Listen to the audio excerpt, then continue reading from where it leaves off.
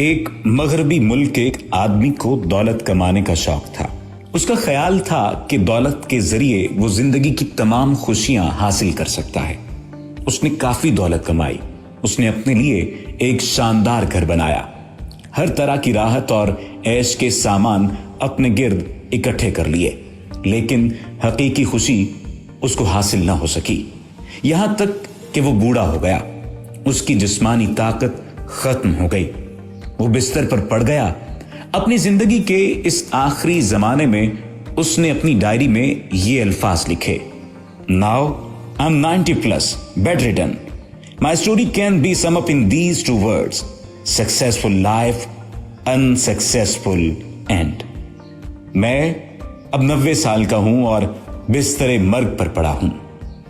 میری کہانی 2 الفاظ میں مکمل ہوتی ہے: کامیاب زندگی، ناکام خاتمہ۔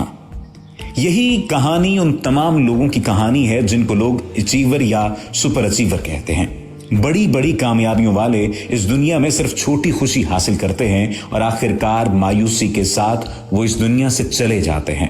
یہ معاملہ اتنا عام ہے کہ اس میں کسی بھی عورت یا مرد کو کوئی استثناء حاصل نہیں۔ آپ حیران ہوں گے کہ کیا پھر زندگی یوں ہی گزار دی جائے بغیر کامیابی کے؟ نہیں، بالکل ایسا نہیں، بلکہ اپنی ترجیحات کو ٹھیک کیا جائے۔ انڈیا میں اعلیٰ کامیابی حاصل کرنے والوں میں ایک مشہور نام لتا منگیشکر کا ہے۔ ان کو زندگی میں وہ تمام چیزیں ملیں جن کی لوگ ہرس کرتے ہیں: دولت، شہرت، مقبولیت اور اعلیٰ خطابات وغیرہ۔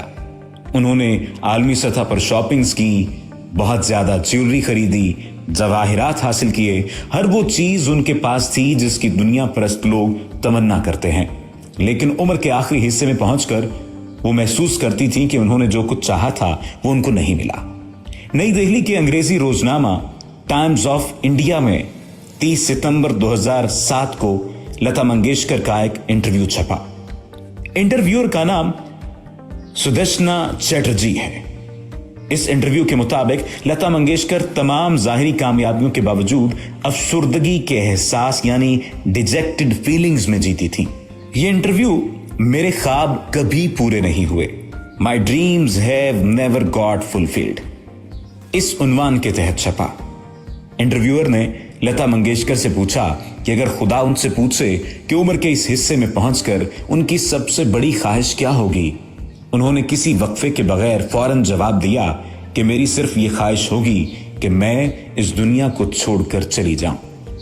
کامیاب انسانوں کی اس ناکام کہانی میں ہر عورت اور مرد کے لیے بہت بڑا سبق ہے، وہ یہ کہ جس پرمسرت زندگی کو حاصل کرنے کے لیے وہ اپنی ساری عمر لگا دیتے ہیں، وہ اس دنیا میں سرے سے قابل حصول یا اچیویبل نہیں ہے۔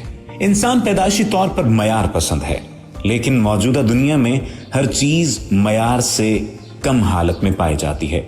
یہی لوگوں کی ٹینشن کا اصل سبب ہے۔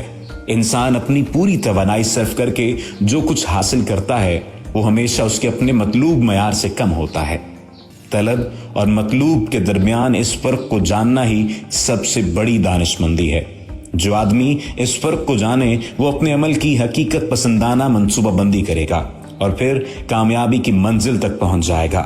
ایسا انسان کبھی ٹینشن میں جینے والا انسان نہیں ہوگا۔ طلب اور مطلوب کا یہی فرق اسے اللہ کی طرف لے کر جائے گا۔